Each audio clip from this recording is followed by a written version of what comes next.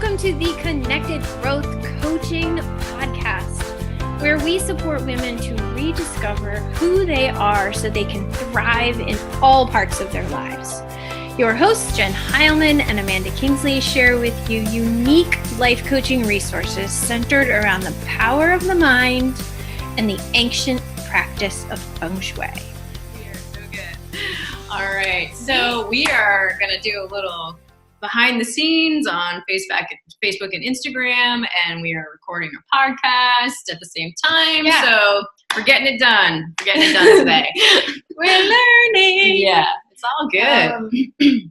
What are we talking about? We are talking about the impact of joy and how we all get so caught up in doing things that bring us joy. It feels so selfish, but the fact of the matter is that when we are in that, we are embracing, we are embracing that joy, we are living in that joy, we are creating a ripple effect that is just astronomical out into the world, right? It radiates out into the people that we love, and then they radiate it out into their people, and it goes on and on and on. And so it creates this whole momentum. And yeah, so that's what we're talking about today. Yeah, I think we did do a brief sideways turned Facebook Live this morning. And there's a lot of buzz about joy right now if people are watching Netflix at all, like the new fancy series that people are into is called Tidying Up. It's by Marie Kondo, and it's about her method of filling your home with things that bring you joy and organizing them in a way that's simple and allows you space to enjoy, to feel that joy.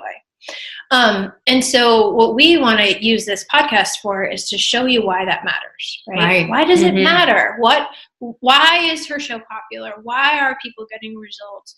What is the point of feeling that joy? Is it selfish, right? Yeah. That's the big question. Like, why would I focus so much of that energy on feeling joy, for me? What about everybody else? Like, I should be giving. And our whole point is that you are. So, okay, wait, let's step way back and go, what is joy?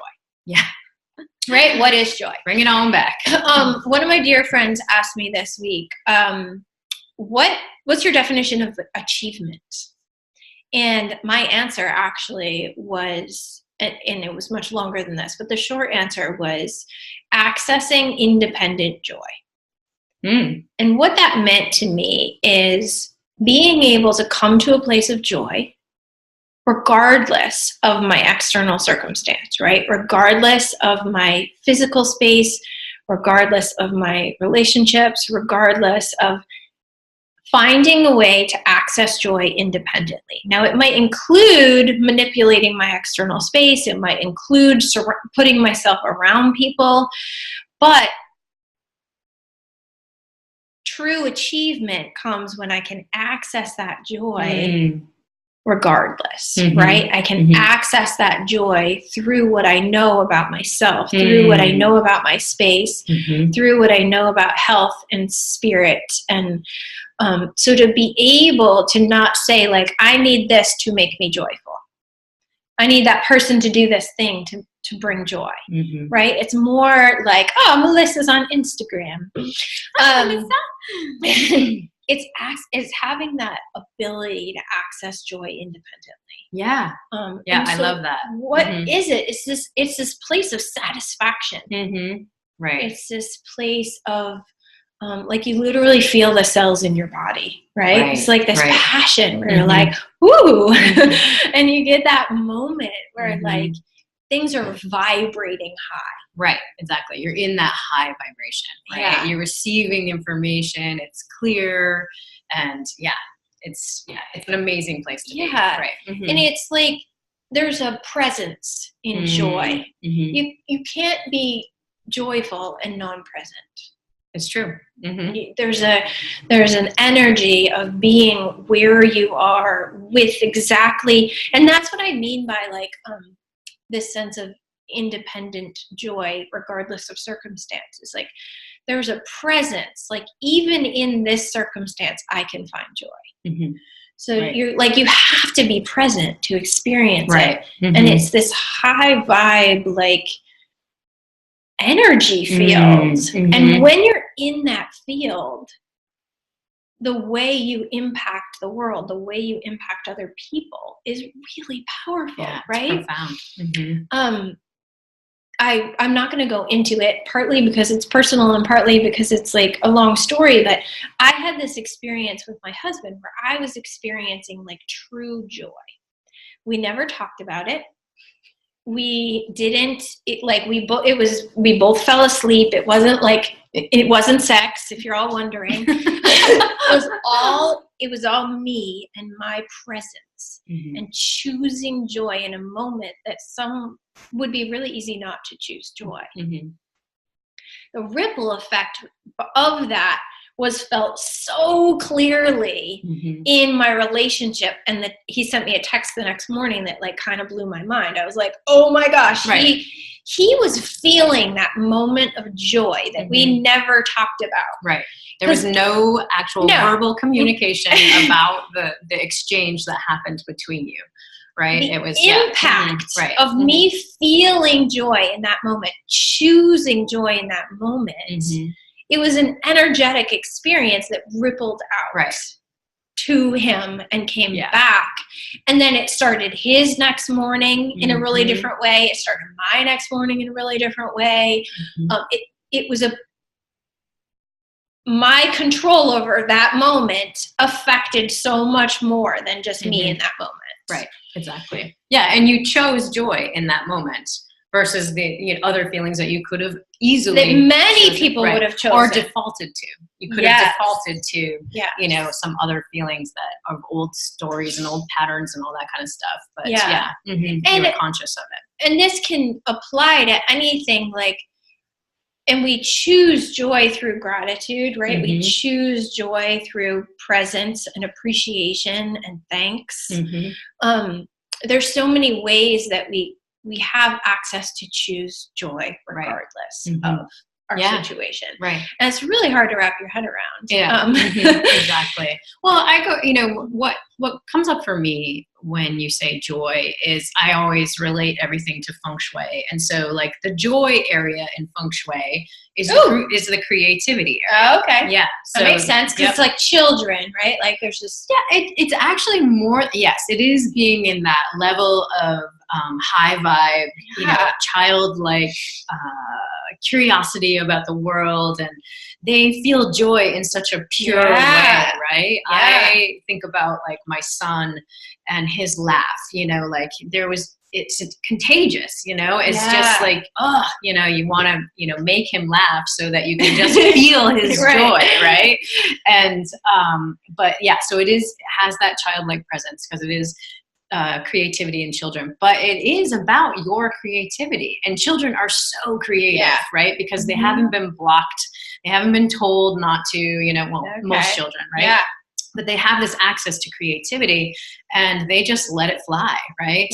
And there's not that heaviness of judgment and what are people going to think of me and all that kind of stuff. But so in our own creativity, when we get into that creative mode, it's, that's where that high vibe starts to rise up in us, right? And we feel that like clarity and connection and that joy of being present, because you can't be creative and not be present, right? You have to be completely present in what you're doing, whether your creativity, for me, my creativity is Feng Shui. Like I love looking at people's homes and seeing like, being able to figure it out. Like I love problem solving, and figuring out how all of the pieces of the puzzle go together. Right. And connecting those dots for people. Like that's my creativity. I love looking at like interior design magazines. I love, like going through and just like, that's where I, get really kind of sucked in. And so, for other people, it's, gardening or cooking or, painting or anything like that, but there's so many ways to be creative, whatever you lose time in, right? Like that's that kind of sense where you're in that joyful presence. So I think people confuse joy with like happiness or giddiness, yeah, there is right? a big difference. Yeah. Because you're in that joyful presence. It doesn't mean that you're like skipping around and you're giddy and giggling and stuff, though you can be, but it doesn't necessarily mean that, or at least from my perspective. So from my thought perspective on this issue is like, or not issue, this topic is like, Jen's talking about the joy she experiences in Feng Shui. And I would ask her, what's the thought you're thinking? Like what's happening in your brain? What's happening in your mind? Where's the connection between your heart and your soul and your brain? I think it's all connected. Because when you can, and so when you can identify the thought that's happening when you're experiencing that joy through Feng Shui, you can access that thought in other ways in your life and bring about that feeling. Wow. So it's like she's blowing my mind. I love you, Amanda. But it's just like this, like solve the mystery, right? Right. It's like, how do I solve the mystery of bringing more joy? Well, first I have to identify, what am I actually thinking? What is Jen thinking when she's experiencing Feng Shui that brings her joy? Right. What is Sarah? I see Sarah's watching on Sarah. Instagram. What is Sarah experience or thinking when she's experiencing joy through exercise? What is pick a creative person? Melissa. When she's redecorating her home, she's the redecorating guru. So Sarah might be thinking in her exercise, I feel alive. And she would have to tell us what she's actually thinking. I'm just taking a stab at it. But like someone who experiences joy through exercise may be thinking, I feel strong. I feel alive. I feel engaged. I feel powerful. There's a thought that's happening when she's experiencing that joy through exercise that she can apply to other places in her life. Right. Yeah. So if she knows that thinking I feel strong brings her joy through exercise, she can play with thinking I feel strong when she's in a parenting moment or a moment at work with a coworker. What if I chose to think I feel strong in this moment? Would it bring joy? And you have to play with it. It's not like it's not like cut and dry, like this is the thought that's going to save my life.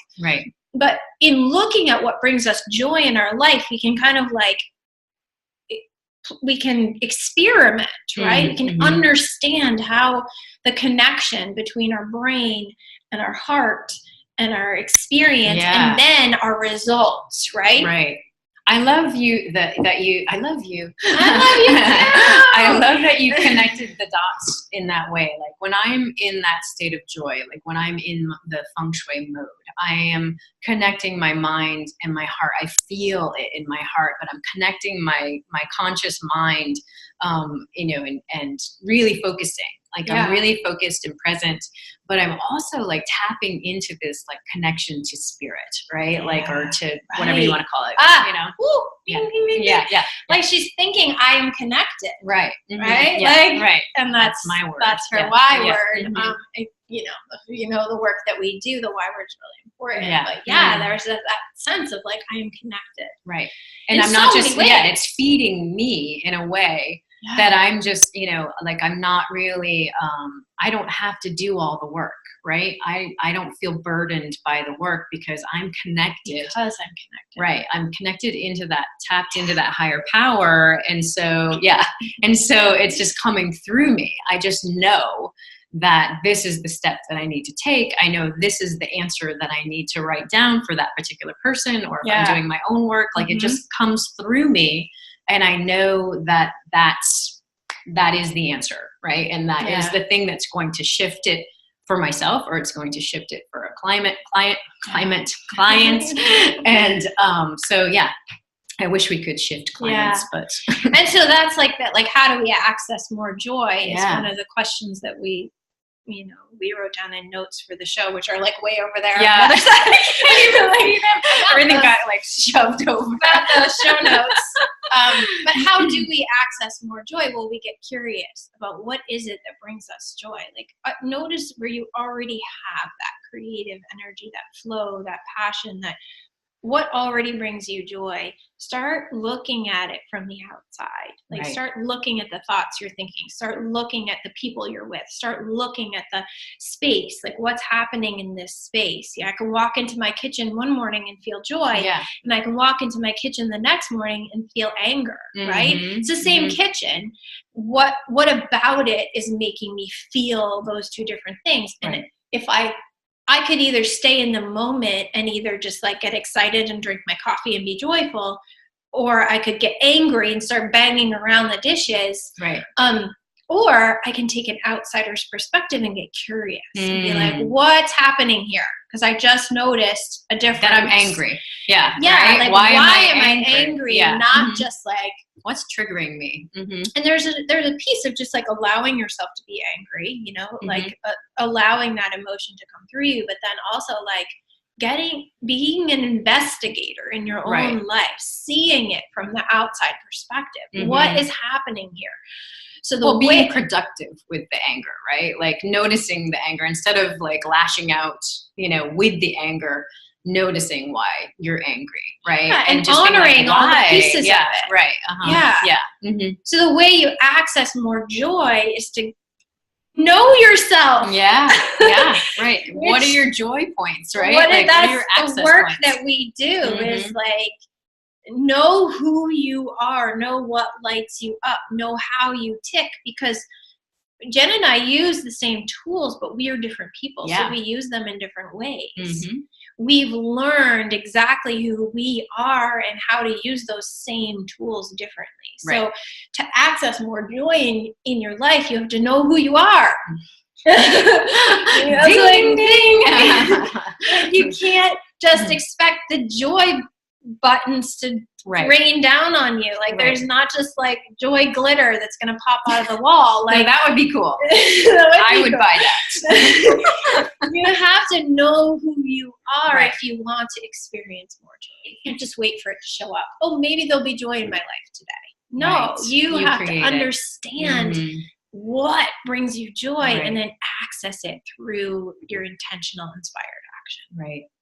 Wow. So I had no idea this was going to go this way. I don't think any of it. We did. Yeah. We hardly ever do.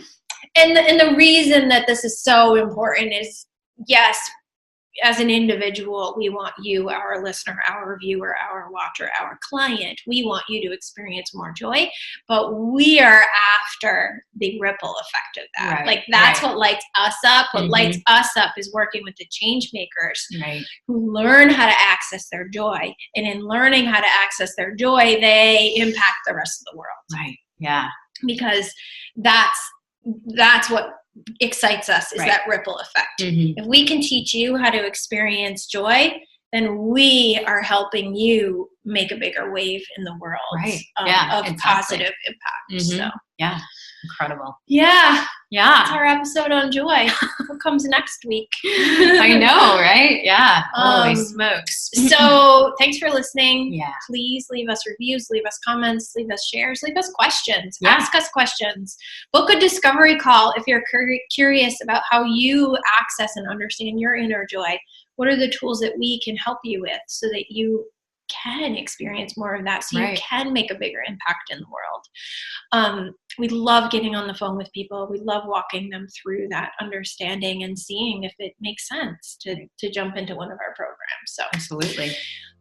Until next week. Yeah. Bye, everybody. Bye. Yeah, I got this All one. the buttons. I don't know how to end that one. There it is. Bye. As always, thanks for listening. If you learned something today that can help the people in your circle, please help us get the word out by sharing. When you leave us a rating and review on iTunes, it not only warms our hearts, but it helps people find us. We are eternally grateful for your support, and we're looking forward to connecting with you next week. Until then, you can find the show notes at www.connectedgrowth.com. shuicoaching.com. You can grab your journal and then get your shui on.